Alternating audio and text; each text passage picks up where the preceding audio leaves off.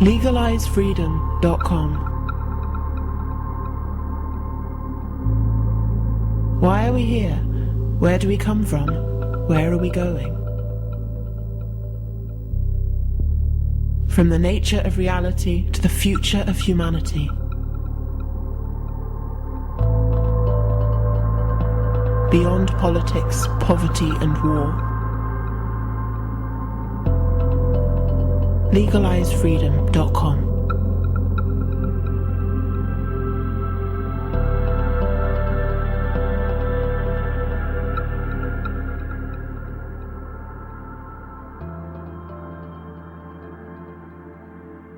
Greetings and welcome once again to LegalizeFreedom.com.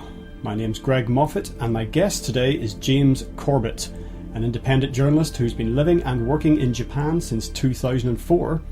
He's the man behind CorbettReport.com. The Corbett Report is an independent, listener-supported alternative news source which operates on the principle of open source intelligence and provides podcasts, interviews, articles and videos about breaking news and important issues from 9/11 truth and false flag terror to the Big Brother police state, eugenics, geopolitics, the central banking fraud and much, much more. James joins us today to discuss the aftermath of the Fukushima nuclear disaster of March 2011 and the ongoing cover-up surrounding almost every aspect of this catastrophic event. There is something rotten in the state of Japan. Stay tuned to find out why. Hello and welcome James Corbett, CorbettReport.com. Thank you very much for joining us today on LegalizeFreedom.com. Well, thank you for having me here. It's a pleasure to be here. Now, we're here, James, today to talk about the Fukushima nuclear disaster and some related issues. And this, of course, Fukushima was headline news worldwide, obviously. But then, a bit like the Deepwater Horizon disaster in the Gulf, it went to a status of relative silence in the media. I mean, the stories are still out there, but basically it's gone quiet. And, you know, I sense a cover-up. You have documented a lot of cover-ups. So we're going to walk through some points pertaining to Fukushima and where the official version might differ from reality. And the first thing to get into, I suppose, is that the Japanese government estimates, the last thing I read, that the total amount of radioactivity released into the atmosphere was 1/10 as much as Chernobyl. Everyone will remember that nuclear disaster in the Soviet Union in 1986. Now, 1/10, I've seen that contradicted in so many places. In terms of radiation release, what's the latest sort of information that you have? That's an excellent question. In fact, I don't know what the very latest is. I believe the last time that I checked, they were revising that 1/10 estimate because they were now recalculating how much had gone into the ocean. And I think that's an extremely important and difficult part of this particular situation, is that this is not a Chernobyl-like release in which it all went into the atmosphere. And then once that was contained, it was basically it stopped continuing to spill into the environment. In the Fukushima case, it's the question of the water that they were using to cool it that was leaking out into the ocean, and there's still questions of leaks and in some of the reactor buildings. So unfortunately, it's a much harder situation to get any kind of reliable estimate on, which is why I don't think I would trust any of the estimates that they have at this point. I think the best we can do is just sort of track the demonstrable radiation dispersion both in the air and through the water so far. But in terms of a reliable estimate, in terms of comparing it to Chernobyl, I think that in itself is a bit of a not a fruitless activity, but one that perhaps gives a false impression anyway, because the Fukushima and Chernobyl disasters were so different in so many different respects that I think that to compare the two, even as a way of trying to get in the public's mind an idea of the scope of what's happening is itself perhaps a disservice to this information. Yes, well, I suppose it's the events like this. I mean, they're still relatively rare, thank goodness. But it was the first point of reference that people had, in the same way that they made comparisons with Deepwater Horizon to other oil spills that had been fundamentally different in nature. But it's what the media in particular like to do, isn't it? Like, oh, well, what historical precedent do we have for this?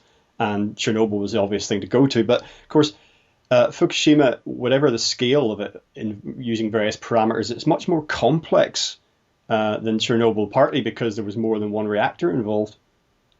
Exactly right. This was something that occurred in multiple different reactors, and it took place over a much longer time scale than Chernobyl, which again was a certain point in time in which the reactor breached, and there was that incident that could be sort of identified.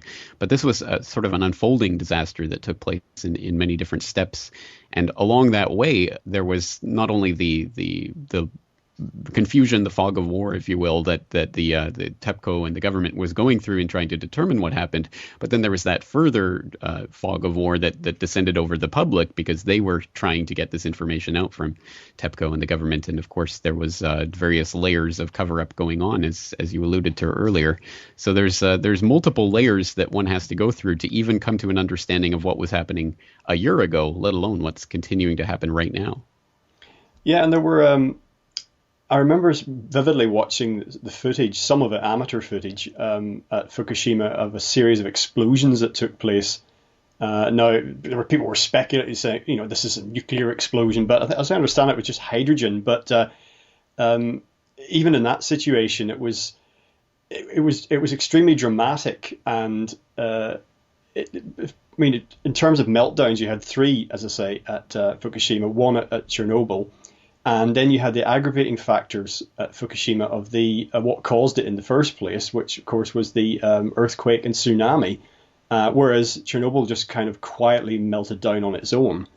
And if that had just happened at Fukushima, that would have been a major situation they had. But the fact that in the immediate aftermath that you had all this other devastation, not just of the nuclear plant, but the whole surrounding area. And of course, people couldn't get in there afterwards to start work on it. I mean, with Chernobyl, in retrospect, a lot of people died as a result, but people were able to go into the plant immediately to start some kind of work to ameliorate the situation.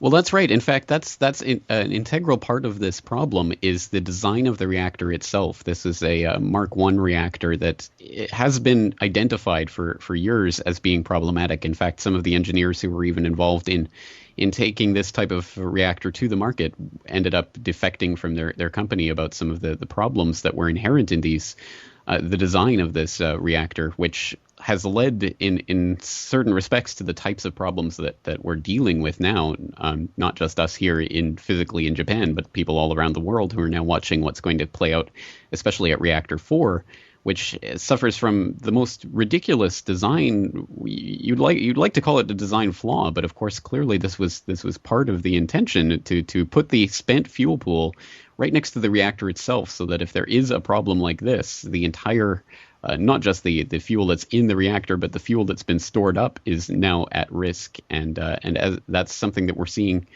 a very real possibility of the reactor 4, the containment actually collapsing because of the structural problems with it, and because of the amount of fuel that's been stored there, which again was part of the design of the reactor itself.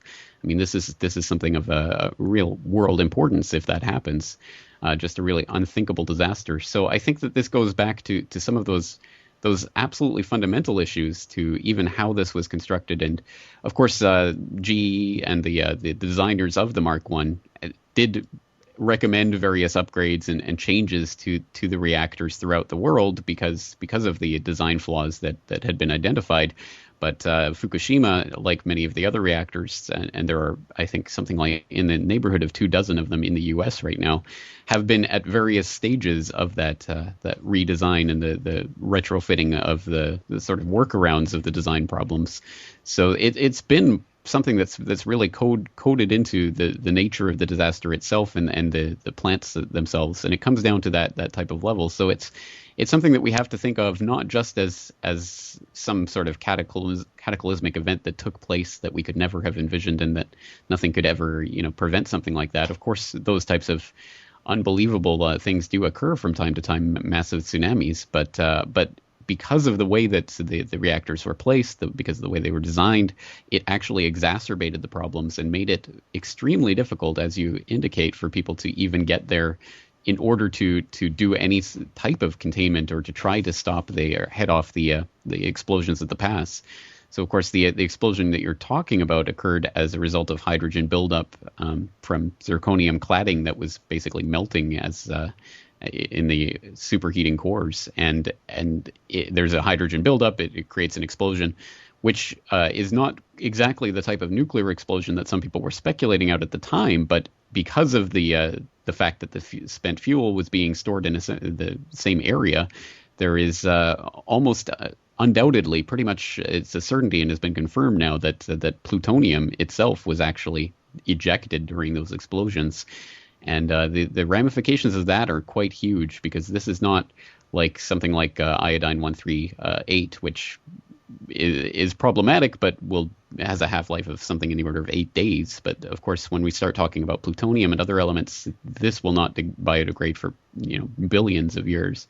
So we're talking about something that has an extreme effect on the environment, that we're only beginning to understand the scope of what happened there. So how can we even think about dealing with this problem at this point? Yeah, well, basically, there's many different grades of radioactive material, as you say, some of which are, relatively harmless, and some of which are absolutely beyond lethal. And there's a whole shopping list of materials involved, in any nuclear plant. So that complicates the situation further in terms of cleanup. And in any event, no matter what happens with, you were mentioning reactor 4, even in the most sort of benign aftermath, this is going to take decades to clean up and to decommission this plant. Absolutely right. And I think we saw that in the very hasty way in which they declared that the reactors had reached cold shutdown last year. And yet still, we still have problems with the thermometers in reactor 2, et cetera. And there's still some question about just at what state the reactors are even in. And yet they were very quick to declare cold shutdown. And that's the point at which we saw at least the media sort of taking that as their cue to start wrapping up their coverage and moving on to other things, as you noted at the beginning of this conversation. And to a certain extent, one can understand from simply the way that the media is, the way it exists, the way it's set up. It's difficult to continue covering something that is a very slow, very long-term unfolding disaster, because there's only so many spins that you can put on the story to try to grab people's attention. And unfortunately, that's the way the media is geared. So one can see them sort of almost breathing a sigh of relief when we get this word from TEPCO, the reactor is in cold shutdown, and thus, there's going to be work to be done, but it's pretty much taken care of at this point. And I think we would be best served to be skeptical about that, and anyone who is concerned about that obviously has to be continuing to follow this story. Yeah, well, the nature of the media as it is today puzzles me sometimes, the 24/7 rolling news thing, because anytime I'm in a hotel, if I have whatever the local news channel is on, I'm struck by how not only do the news stories, the headline stories, repeat every hour, but sometimes less than that. So you can get the headline story every 15 minutes. And I say to myself, well, they've got all this time to fill, and there's so many things that they don't report. Why don't they just expand it a little bit? But at the same time, so as much as that would be a cue for them to say, oh, well, why don't we keep covering Fukushima? There's so much happening there. They very much want to move on to the latest thing. So even if, the situation in Fukushima takes a nosedive, it's going to have to be something spectacular for the media to show up again. Because as you say, as far as they're concerned, it's kind of that. The story's done. The reactors are stable. We've been told everything, nothing to see here, move along. And on that note, actually, perhaps you could give us your take on what the latest situation is, your best information as to what's actually happening at the Fukushima site right now. Well, as I say, there's been stories over the past few months about problems with getting reliable temperature readings in some of the reactors, and they've been trying to blame it on faulty thermometers, although that's not necessarily clear that that's what the case is. So that's one of the ongoing issues. Another issue that we're starting to see now, there's just been a typhoon pass by here that was downgraded to a tropical depression by the time it reached. I believe it is, in fact, probably passing over somewhere around the area of Fukushima as we're speaking right now. So it's going past now. It's been downgraded, so it's probably nothing approaching really typhoon strength at the moment. But it does, of course, raise the specter that, of course, we're coming into typhoon season. And with that comes the possibility that one, I suppose, to use an unfortunate phrase, I guess, well-placed typhoon would go right through the Fukushima, and if it was strong enough, certainly that could be as damaging to the structural integrity of the remaining reactors as an earthquake. So I think that's something that we'll have to be keeping our eye on once again this year. And again, as you indicate, since this is a process that will take decades to even begin getting a handle on, and of course, really millennia before it starts becoming something that won't actually pose a real threat. I mean, this is something that will be a very long-term thing that people will have to think about every year. And again, I think that's the type of problem that our media is particularly situated to not be able to cover in an effective manner. Are we looking at some kind of Chernobyl, like, again, not wanting to constantly make comparisons, but one thing that we have seen with Chernobyl is we have a dead zone there, just a place where people cannot go. And interestingly, animal life and plant life is thriving in the Chernobyl area, but, it's just, as far as human beings are concerned, it's like they were, it's like that book, I can't remember the guy who wrote it, The World Without Us. I don't know if you've seen that, but it's a vision of what the world will be without human beings. And is that what we're facing for this area of Japan? That's what we would be facing if the so-called authorities that were dealing with this problem, I think, were being honest with the public. But basically, since the get-go, I think that the Japanese government has not been forthcoming about what they know about what the real radiation level readings have been, and they have not been honest, I think, probably most specifically for the purpose of not having to have that conversation about where the no-go zone should be. At this point, basically the villages around Fukushima that had been evacuated have all been repopulated. They've all been allowed to return home, and the exclusion zone has been limited to a few kilometers at this point. It was extended beyond that towards the surrounding region in the immediate wake of this crisis, but it has been quite quickly, people have been returned to their homes after some decontamination that really basically amounted to power washing some trees and basically putting whatever nuclear material might have been in there into the ground and basically calling it a day. I mean, if anyone was watching what the so-called decontamination process for some of these towns was, it was, I guess, laughable isn't the right word because it's so serious, but I think you get the idea. So again, I think it's difficult to come to an understanding of exactly how much radiation people were exposed to, because we still continue to see those estimates of what took place and what radiation dispersed where being revised, even though the government has had the data all the time. And this goes back to something that came out a week or two ago, where we had a science ministry report that detailed how they did have accurate data about which direction the fallout was going and in what roughly what degree, what dosage in the immediate aftermath of the reactor meltdowns. And they had that basically from the inception of the disaster itself. The media was asking for it the very same day, on March 11th, any information they had from this system, which had been set up to do exactly this, to forecast in the event of a nuclear emergency where the fallout was going, what kind of dosages people could expect.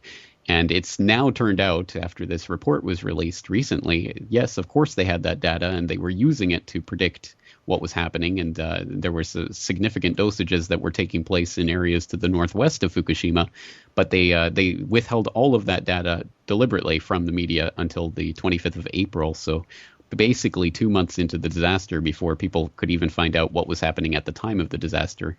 So I think we have to constantly be reevaluating what we know because of this type of information, which is still, to this point, only coming out through these types of government reports. Now, one of the things, I think there were a certain number of international experts that were obviously called in, but one of the things that was posited in the media, even in the mainstream media actually, was where was the rest of the world in the Fukushima situation? Now, perhaps you can shed some light on what international assistance there actually was, but there was no impression that experts the world over were realizing the potential gravity of the situation and rushing en masse to do whatever they could. That wasn't an impression that I got. Well, whatever kind of negotiations and discussions were taking place behind the scenes, obviously we're not privy to that. But I think that the IAEA has very deliberately allowed the Japanese government and TEPCO to work through this and to basically claim authority over the accident itself. And again, I'm not sure exactly the negotiations that took place to allow that to happen. Obviously, there have been teams from the UN, the IAEA, that have come to inspect what was happening there, and they were involved at an early stage and obviously coordinating with the Japanese government. But it has been the Japanese government and TEPCO that has been the main point, the go-to points on this entire crisis. And certainly in the immediate aftermath of the meltdowns, it was quite obvious that at the very least, the American naval presence that was in the area here in Japan clearly would have been able to, and I assume really did detect the meltdowns as they were taking place, and would have been, even if the Japanese government hadn't have been aware of them, which we now know that they were, but obviously the U.S. naval detection systems would have been able to allow them to let the Japanese government know what was happening. So I think there has been a level of international understanding of what was happening there, again, taking place at the governmental and the military level, not at the level of the general public. But again, it depends on what ways that these government agencies have been coordinating or not coordinating on this. And we've had some of that kind of coming out over the last several months in terms of the American nuclear regulators, and some of the notes and memos about and emails also have been released under Freedom of Information Act about what they knew and what information they were getting from the Japanese government and when. But again, only a very few researchers have really been following that carefully, and that type of information has been almost completely unreported. So there is a story to be told there about how this unfolded, who knew what when, who decided how to act. But unfortunately, that story hasn't really been well put together from what I've seen.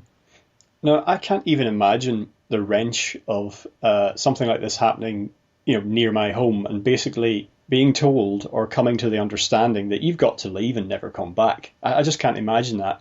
However, it has happened before in other parts of the world for various reasons, sometimes, nuclear incidents, sometimes not. So I can see why, in terms of those villagers around Fukushima, why they would want to even, convince themselves that it was safe to go back, even if they weren't sure. But there's still that erring on the side of caution that even though I can't imagine that happening, rather than run the risk, I'd probably try and come to terms with it. Now, Japan's known for its social discipline and, people pulling together in common cause when necessary, and, subsuming the needs of the individual to that of greater society. And can that in some circumstances translate into compliance, a level of compliance that might not necessarily be good for the individual, in terms of going back to live next to Fukushima, for example? Absolutely. I think there's really no question of that for me here, actually living in Japan and seeing the reaction of people to this. And I think you have definitely hit a nail on the head when you start talking about the social discipline, I guess, to put it generously, of the Japanese people generally. It is a culture that is very much about obeying the rules, and if the media says something, then it's probably true. There isn't a lot of room for skepticism, or at least not that I think we would be used to in a lot of other Western countries, and the way that we're used to questioning authority. It's not something that happens on a societal scale like that as much here in Japan. So to my mind, it would be very interesting to see. I obviously don't want to see this, but it would be interesting to see how a different country would have dealt with the Fukushima disaster. I think we would have seen something very different from the public in general. Here in Japan, there is, as I say, a sort of default tendency for most people to go along with governmental pronouncements and things like that. And obviously, I'm not trying to diminish from anything that any individual Japanese do or say or think, but I think that's the overriding tendency here. And I think that has contributed to a type of orderly ordering of the chaos of this disaster in so many different ways. I think that the Japanese government and TEPCO have enjoyed a certain breathing room that they would not have enjoyed in probably any other Western democracy that we could think of, because the people generally are not the type that are going to get up en masse and demonstrate about it. But to that, speaking directly against that, we have seen the rise of a very strong anti-nuclear movement in Japan over the past year, as I think more and more people are becoming aware of the scale and the scope of what happened and just how thoroughly they've been lied to about all of this, I think it's really starting to hammer home for a lot of people. And I think people who would not normally be willing to question what the government is saying or the official pronouncements are starting to do so. So I think that we might be seeing the beginnings of a type of cultural shift here in Japan. And of course, that's not filtering up to the media level, for example, yet. That's not being accurately portrayed, I think, in the media here. But it is certainly something that you can see at the grassroots.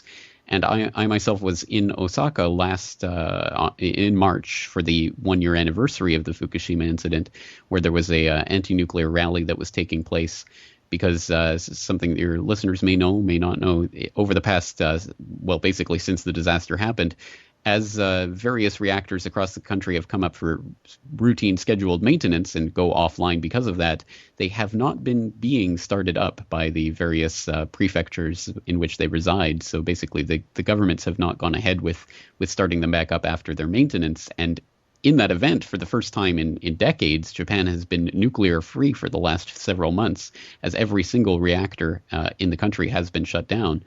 And that's a pretty remarkable thing right there, because there are, I believe, 52 reactors across Japan, which is a significant number of reactors to go offline simultaneously. And clearly, as a result of the incredible anti-nuclear sentiment that's built up here over the past year.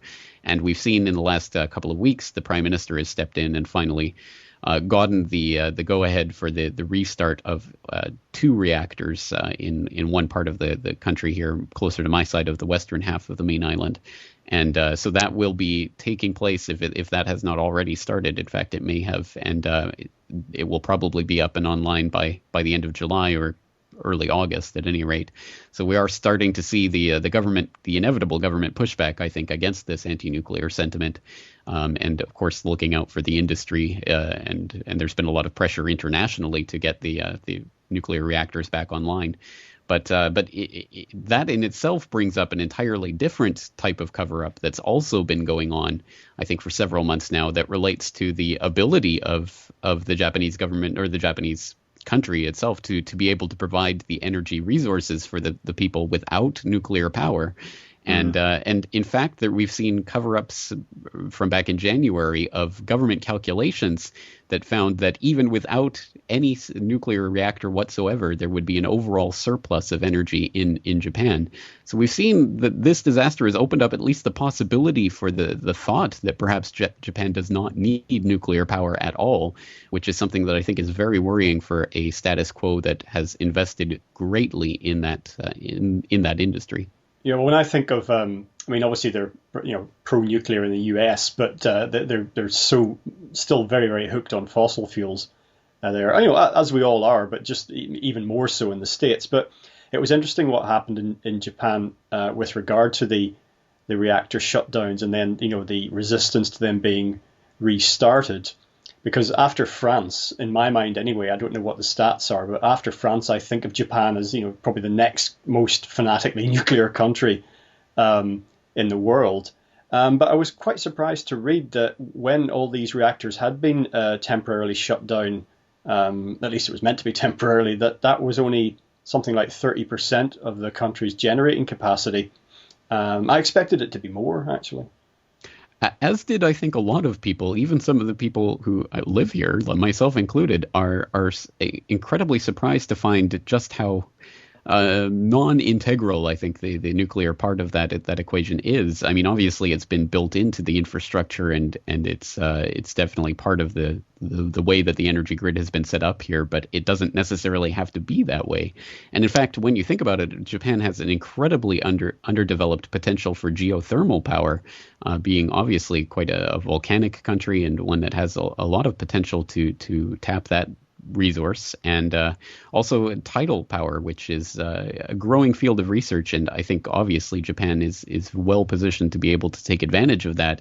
So this type of disaster does open the possibility for those types of renewable and sustainable ideas for generating significant amounts of power, for those ideas to come on the table.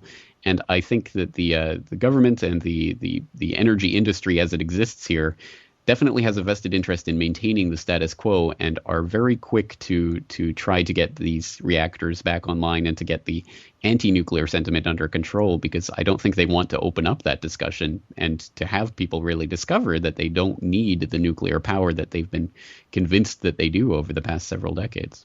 Yes, we'll come on to some of the reasons for why that might be, but just to speak again about health effects, long and short term, because as we know, when we're talking radiation here, we can be talking health effects so long term that they're basically intergenerational. You can talk about babies a generation, 2 generations from now being born with defects as a result of exposure to radiation somewhere down the genetic line.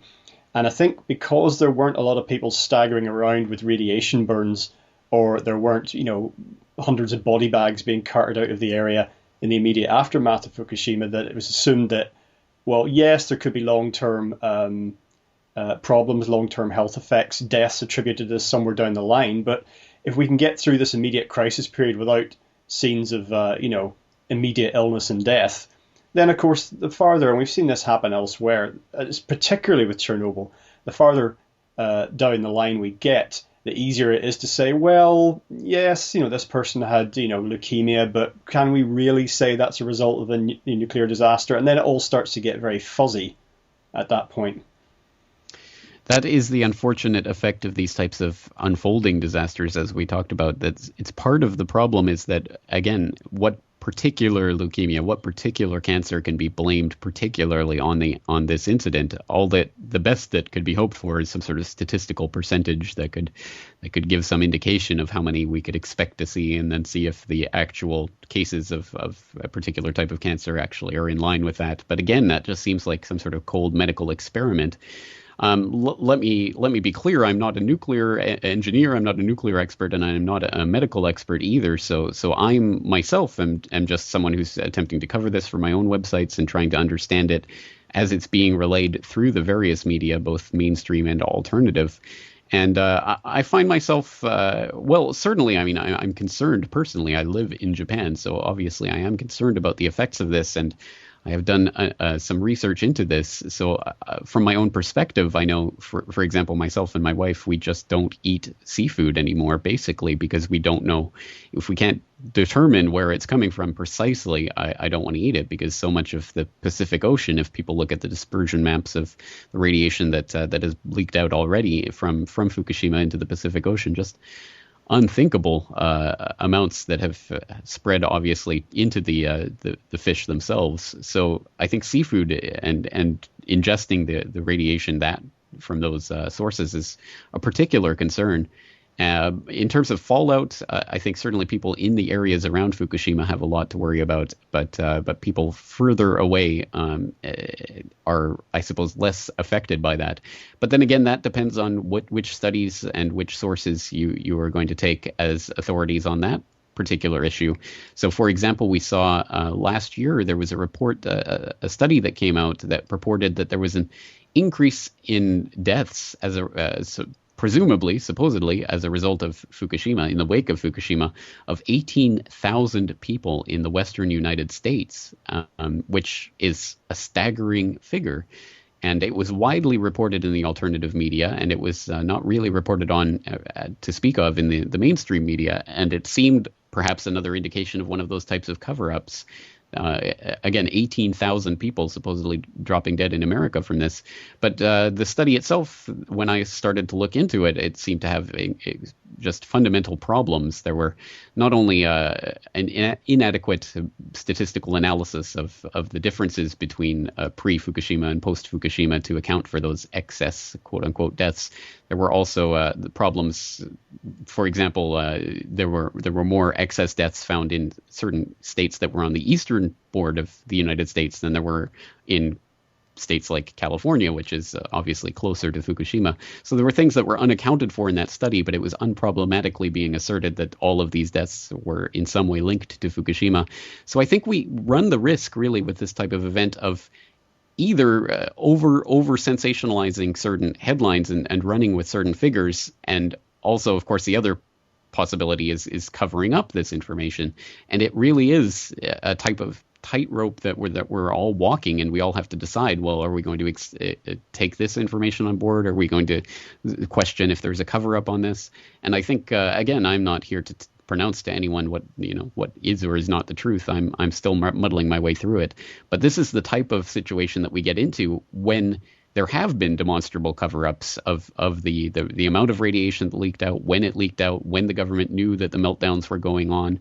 That there were meltdowns at all itself was a fact that was withheld from the public for 3 months. I mean, that's a pretty remarkable thing when you think about it, that they were able to hold such a basic piece of information away from the public for 3 months before they finally admitted, oh, by the way, yes, they did melt down. The reactors fully melted down within days of the disaster, and we knew about it within days, but we didn't tell you for 3 months. That's a pretty remarkable breach of the basic trust that one would expect from these so-called authorities that are supposedly regulating all of this. So it does lead one to be extremely cynical about the types of things that we're reading about how this radiation is perfectly safe. But again, I think we have to balance that with skepticism on the side of the people who are claiming that there has already been that type of medical disaster.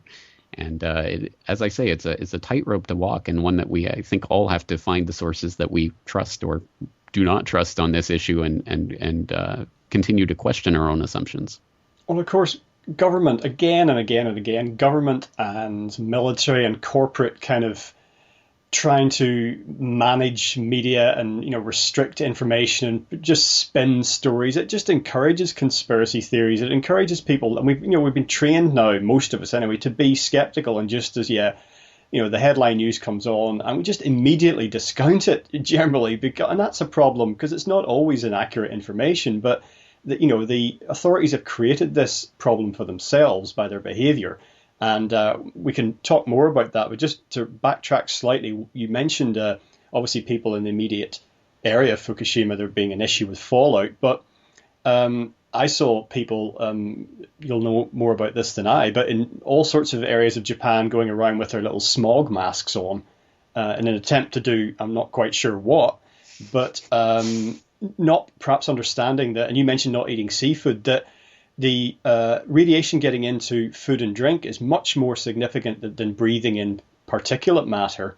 And the Japanese government have been unable to control the spread of the radioactive material into the food supply, and that this material has been detected in all sorts of things, including seafood, but, leafy vegetables, milk, and even beef, up to, as I understand it, up to 200 miles away from Fukushima. And also something else that wasn't reported at the time is that I can't remember the size of the zone around Fukushima, but any farming that ever took place there has just stopped. Well, yes, and there are so many different points to pick up on from that, but I think a lot of this goes back to people's perceptions of the problem, and then how that can be managed by people who want to try to, I guess, keep the lid on Fukushima in a societal sense.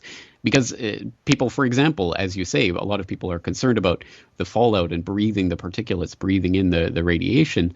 So they will, for example, wear those surgical masks. Well, I think that's really just a Japanese tendency. They tend to do that here, for example, when they get a cold. So why not to do it to protect yourself from radiation? I mean, it's kind of ridiculous, but it's more of a societal thing. But you're exactly right. The perception might be that the fallout is the risk, and certainly when there is significant amounts of radioactive fallout, that is a risk. That is a much greater and direct threat when you breathe in particulates like that. But since that doesn't apply to large swaths of the country, it's certainly it is the food supply that where a lot of this is accumulating, and where people have to be very careful about what they're eating and trying to, for example, in my part of the country, 400 miles from Fukushima, we're trying to source basically as much as we possibly can locally. And you start to really put together a grocery list that actually corresponds to your, local vegetables and things like that. So we went a winter without potatoes, for example, because they're all coming from the northern sections of the country. So things like that, I think, are extremely important for people to be thinking about. And as you say, so much of this has gone either into the soil, which of course was collected first by the leafy vegetables, then by the root vegetables, the cattle that have been consuming the grass, etc., have been ingesting this. So it's something that people have to think about on that level. And all of this plays into the ways that people's perception of the crisis may be completely counter to what's actually taking place. And once again, it's an overall lack of information and knowledge about these issues that can be, in the most cynical sense, played on by authorities to for example, we've seen, I would say ridiculous, but I think that might downplay it. I suppose murderous types of campaigns that have been playing out here in Japan, where there's been literally government-funded campaigns to try to support the Fukushima area by buying and eating their produce, by buying and eating their local goods, which is just unthinkable. I think it's inexcusable that the government would actually be participating in that type of campaign. And unfortunately, some people will buy into that. But that's the type of thing that happens in the immediate wake of this, again, as people just don't really realize what the risks are, and as their perceptions of the problem might not align at all with the reality. Now, you mentioned the radiation showing up on the west coast of North America, and it's sort of showing up on the east coast of US. No, it doesn't exist anymore. Soviet Union's gone, Greg. We're get into the 21st century, of Russia, Siberia, and that whole area, and in China as well. And of course, the coastal system of Fukushima is such that there are very strong currents, and that gets carried a very long way. So, and there was a lot of, as you mentioned at the beginning, a lot of release of radioactive material into the sea around the area. But I mean, radiation attributable to Fukushima has shown up more or less all over the world. It took a while, but it's, even the southern hemisphere, and all parts, it's Central Europe, all sorts of places it's showing up measurable. Now, how much of a threat this is, we don't know, because I remember well when Chernobyl happened, and there were measurable sources. I was living in Ireland at the time, and they measured radiation in sheep flocks there. And for only recently, where restrictions on certain types of sale and processing activity were lifted. So we're looking at a situation where Japan has got its own situation to face, very serious, but there could be all sorts of ripple effects from this, and globally, which is going to, who knows, if we're still living with effects from Chernobyl, who knows what the effects of this will be long term.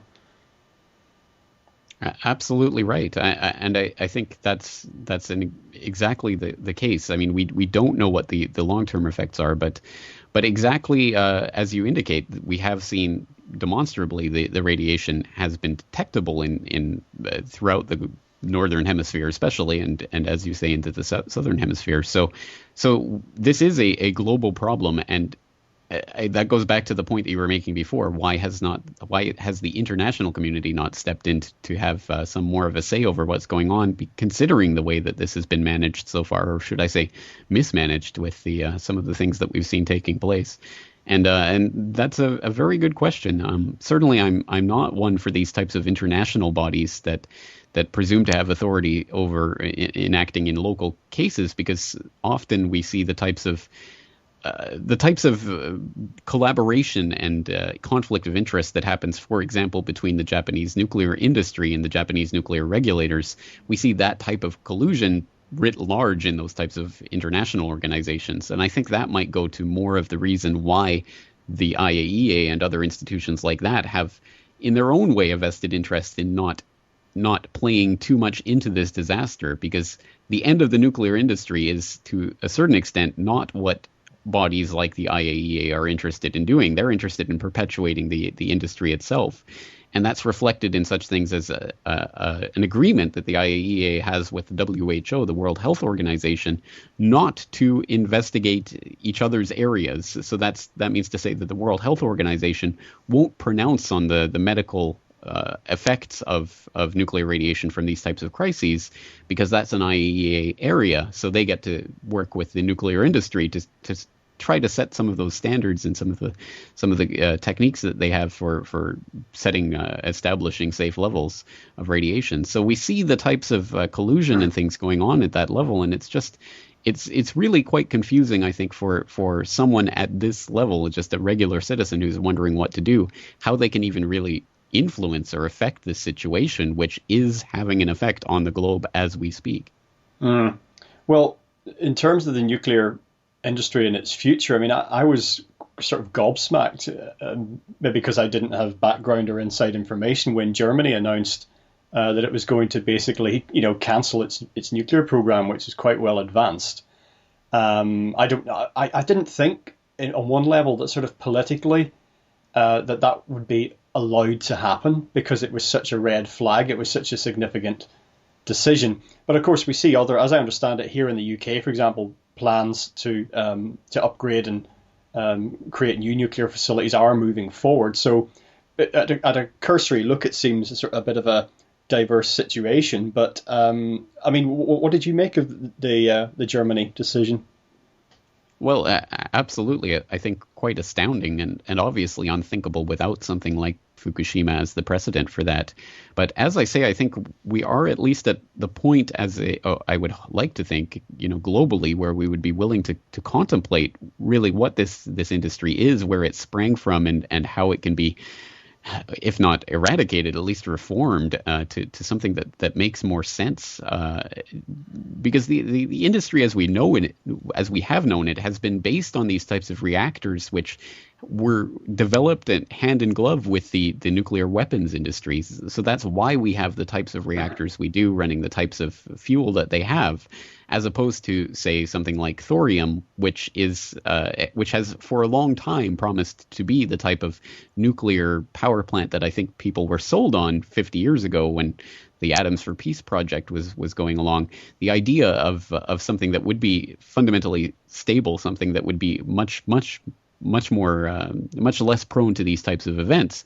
But why did they use uranium? Well, because it's something that goes hand in glove with the nuclear weapons programs, and it can be used to process fuel for the nuclear weapons. So I think that's we with this type of disaster, we have this opportunity to actually really examine what is this industry, how did it develop to the point where it is, and how do we actually reform ourselves away from this type of basically ticking time bomb, to use that illusion, that metaphor, but in fact it may be more literal than metaphorical in the case of things like Fukushima. So I think as you indicate, this is something that can't be allowed to happen in terms of the status quo, in terms of the industry that has literally billions of dollars invested in the infrastructure for this, and then of course all of the things that flow from it, including its collaboration, really, its hand in glove nature with weapons programs of the various nuclear powers. So there's a lot invested in the system as it exists, and it's only at times of incredible destabilization like this that we could even really start to open up that type of conversation about reform of the industry itself. Yeah, well, in terms of Fukushima perhaps being in some small way the beginning of the end of the nuclear industry, of course, as you say, this is intimately linked to nuclear weapons programs, not just nuclear-powered submarines, for example, but the stockpiles of nuclear missiles that already exist. Lots of other uses for fissile material in weapons, such as uranium in armor-piercing shells and what have you, depleted uranium. But on the other hand, despite these other military uses, we're supposed to be, and we were told that the age of the nuclear threat is over, and there's nuclear weapons are being decommissioned.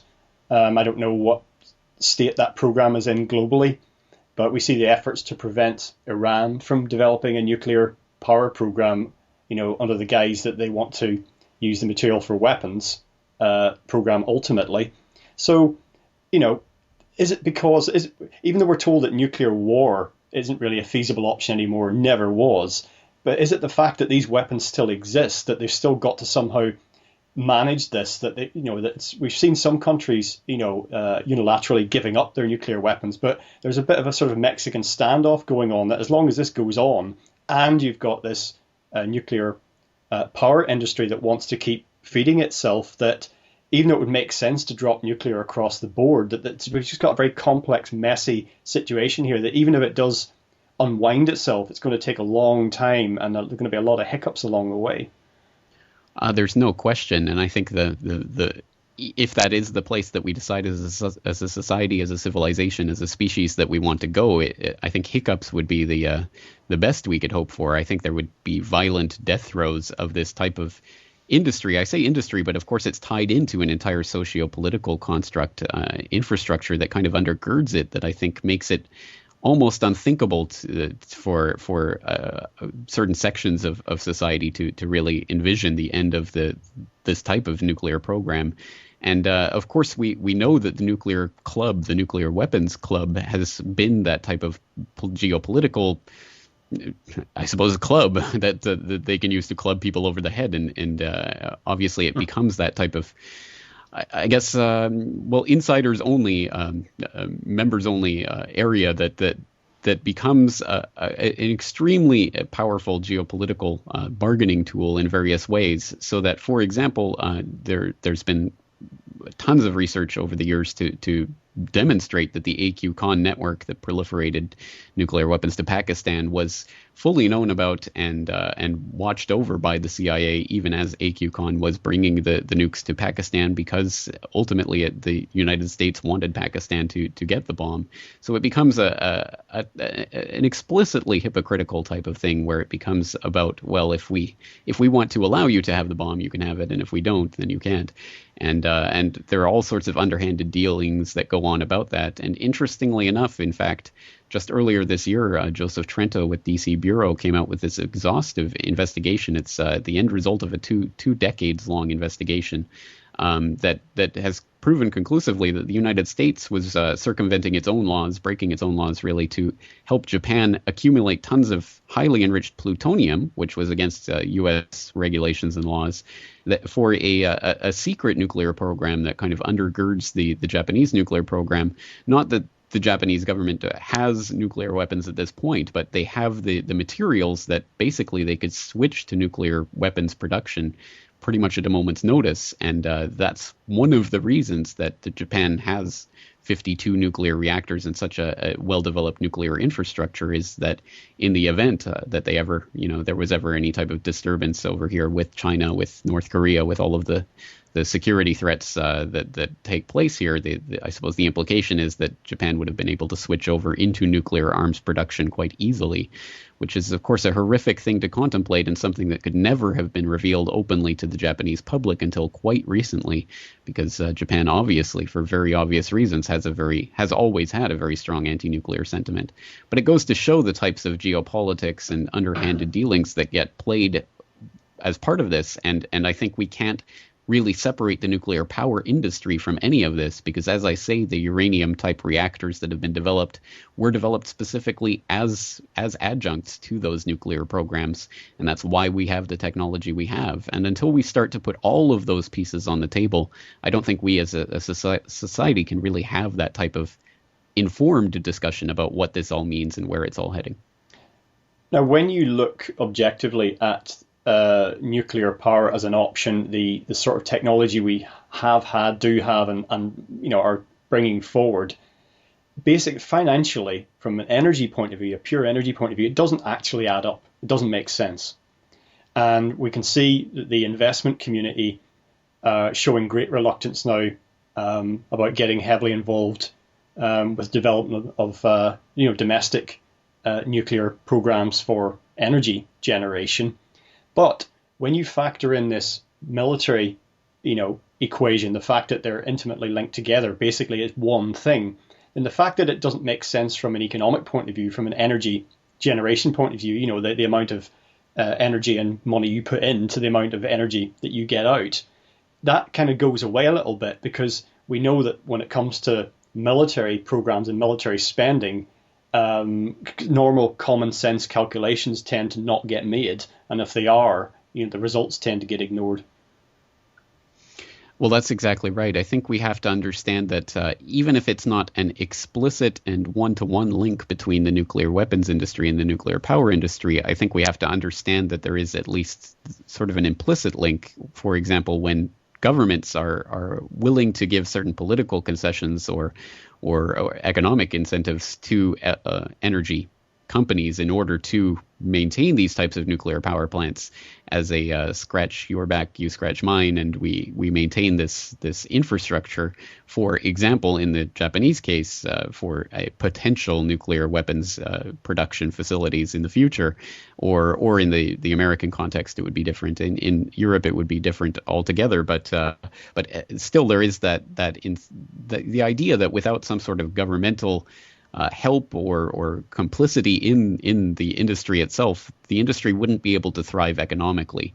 And that was a point that, for example, when I interviewed Joseph Trento about that article I referred to earlier, I talked to him earlier this year, and he basically said flat out that nuclear power just does not make economic sense. The only possible way we can see it making sense is within that military industrial type context that is always the sort of elephant in the room that undergirds nuclear power. So I think until we start really thinking outside of that nuclear power box and really questioning why it's even needed at all, I don't think we'll be able to open up the discussion about specific things like, for example, at Fukushima, how do we deal with this issue? Well, there's two main strands to the argument around nuclear power, because that's been held out as our future.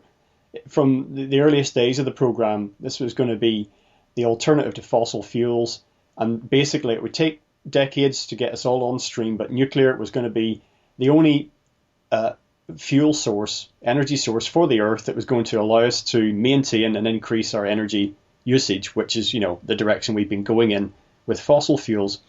But one thing is that there's nuclear fuel. I mean, people they do tend to forget that the fuel that goes into reactors is a limited resource on the Earth as well. That's got to be, manufactured, that's to be procured, dug out of the ground, basically. And as we saw, very starkly at the Fukushima disaster, no one has yet figured out what to do with the waste. So basically, as I understand it, some of it gets reprocessed for other nuclear uses, but basically all the nuclear waste that's ever been generated is still sitting around somewhere. So that's two other major reasons why, from a purely civilian energy point of view, nuclear doesn't make any sense.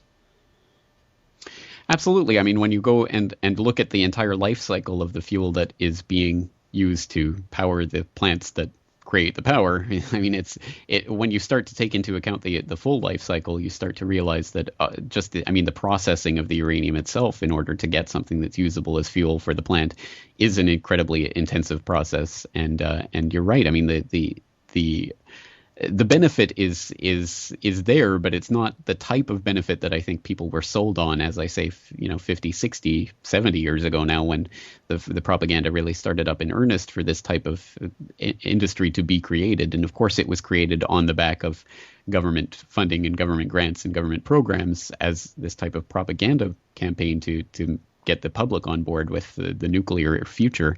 And since that's obviously not come true. I mean, that's obviously failed to materialize in the way that we were promised. It was sold as being too cheap to meter. Energy too cheap to meter was the way that they were trying to sell it to the public back in the 1950s. I mean, clearly, since that has fundamentally failed to materialize, you would think as a society we'd be willing to at least step back and start to question some of the alternatives. And again, it doesn't necessarily mean getting out of the idea of nuclear energy altogether. I mean, there are things like thorium which are still being developed and have not made much progress over the past few decades since it was proposed, precisely because there is such an investment in the existing uranium-powered infrastructure. But if we start looking at some of these alternatives, I think we would see in the long run it would make a much, much wiser investment in terms of even just in terms of avoiding something like Fukushima in the future.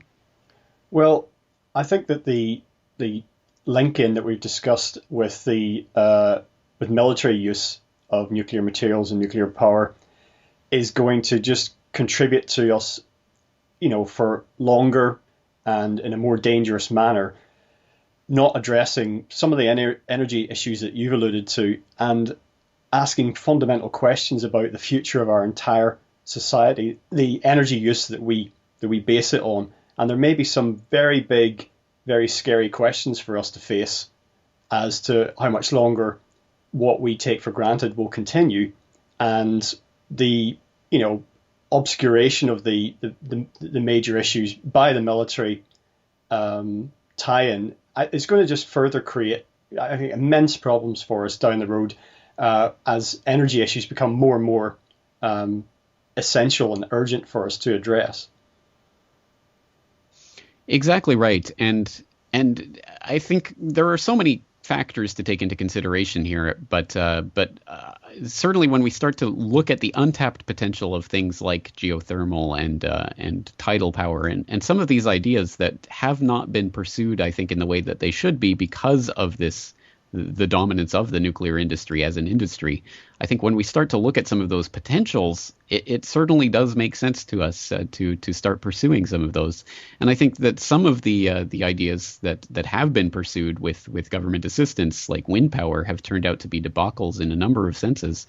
But that doesn't mean I think some people get to see some of those debacles and they start to think that the entire idea is pie in the sky, and we have this proven technology here with the nuclear industry. Why don't we just continue to invest in that? And people get invested so much in that idea that they then start to really defend basically anything that happens to that industry. So that we saw just some really bizarre and perhaps unexpected viewpoints from people who one would otherwise associate with the idea of environmentalism and trying to get off of carbon based energy, which I myself don't see the pressing need for, but I think overall in the long term we're going to have to do so. I think it would just make more sense for our society. But certainly when you start to look at people like Monbiot and others who were writing in The Guardian about how great things are, and now that Fukushima's happened, I trust nuclear energy even more because look, it turned out to be so great. Just really bizarre things, and I think we see some of that politics making strange bedfellows. And it just goes to show, I think, that how many people are invested in one sense or another, not necessarily financially, in that status quo and in the idea of the promise that nuclear power has held out for so long. And I just hope that this type of horrible calamity can at least bear some fruit, can at least have some, I don't want to say reward, because obviously no reward will ever make up for what's already occurred or what could occur in the future, but at least serve us in the sense that it can open some people up to the possibilities of exploring some of these untapped potentials. And that's really where we have to be heading as a society. But I am seeing, obviously, more of that happening in Japan and more of the societal discussion about the need for nuclear or the lack thereof.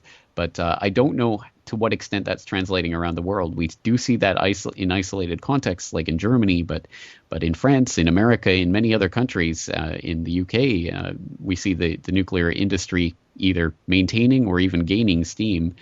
So again, it's something that we, I think, have to continue pushing. And if something like Fukushima doesn't really open up this discussion, then really what possibly could? Well, yes, as a species, we do seem to have a historical record of needing to face getting ourselves into a severe crisis before we actually take any action, when action taken earlier on would have made the situation much less damaging. But I guess in conclusion, as far as Fukushima is concerned, this sort of incident has happened before.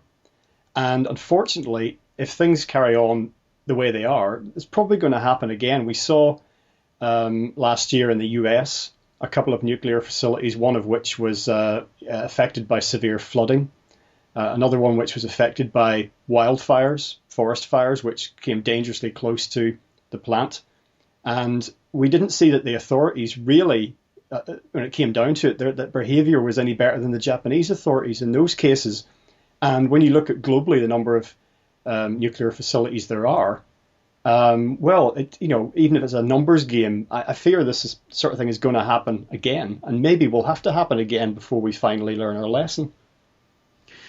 Well, it certainly is a numbers game, and that number, I mean, people are crossing their fingers and thinking, well, it's a 1 in every 10,000 year event. We will probably never see it in our lifetime. But as you point out, there were numerous incidents last year in the U.S. alone, very serious incidents that very easily could have resulted in some type of nuclear disaster. And it again, I don't want to be pessimistic here in conclusion, but I do concur with you that often just the human nature being what it is, I think people really don't tend to take notice of this looming problem until it really smacks them in the face. And that's why I think that we have to continue to draw attention to Fukushima and to try to open up that discourse about what it really means before it can be spun off and spun out of public consciousness again.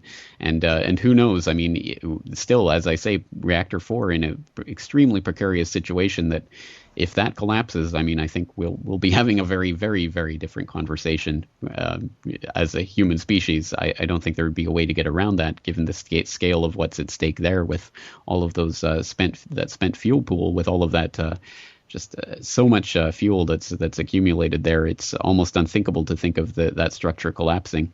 But again, I think that this provides at least the opportunity. And if we don't try to leverage this now, then we're really wasting what I guess is an opportunity. We have to at least understand that now that it's taken place. I certainly don't want to try to make something light of what's happened, but I think we have to at least take what we can and start to really have this conversation about where we want to head in terms of our energy capacity for the future.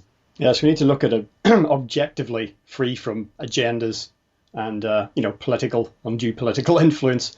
And on that note, not only James Corbett, do you have the CorbettReport.com, your main website, as I understand it. You also run FukushimaUpdate.com, which sounds like a one-stop shop for the latest information. So perhaps you could tell people about your online resources, where they can go to see your material, listen to you. And also, I understand you're working on a book, reportage essays on the New World Order. Maybe give us the latest on that. That's right. So yes, CorbettReport.com is the best place to go for all of my work. Will be linked there in one form or another. And as you indicate, FukushimaUpdate.com is specifically about Fukushima news and information. It was updated on a daily basis throughout last year, but I must admit, even myself, when other things come up, I start to drift into other topics, and it doesn't get updated on a daily basis anymore. So part of that overall effect of the way that media functions even affects the alternative media as well. But certainly I do try to keep up with the Fukushima news, and I do post there when and if and as I can. And as you mentioned, also, yes, I have a book coming out hopefully later this year. I've been promising that for a couple of years now, so we'll see if I'm able to actually scrounge up enough spare minutes in each day to make that happen. But it is a series of essays that I'm working on, basically on a broad number of different subjects that broadly correspond to what I cover at CorbettReport.com, which is things from everything from false flag terrorism to central banking and everything in between. So certainly a lot that I'm working on at all times. And Fukushima Update is where people would go for the latest on Fukushima. But since that isn't updated on a daily basis anymore, I'm not sure I can recommend it as the most up-to-date resource. For that, I would recommend enenews.com is a great website. I'm not really affiliated with it in any way, but I use it myself when I'm scanning the headlines to see what the latest on Fukushima is.